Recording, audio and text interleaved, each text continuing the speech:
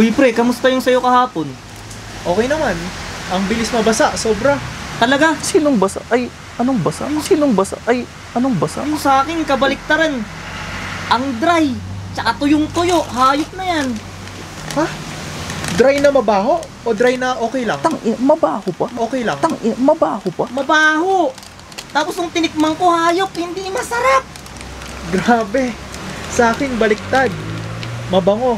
Pero malagkit nga lang. Pero nung tinikman ko, pre, ang sarap. Buti ka pa, buti ka pa. Hoy, ano ba yan? Ang wild naman ang pinag-uusapan nyo. Baka iba na yan. Hayop na yan.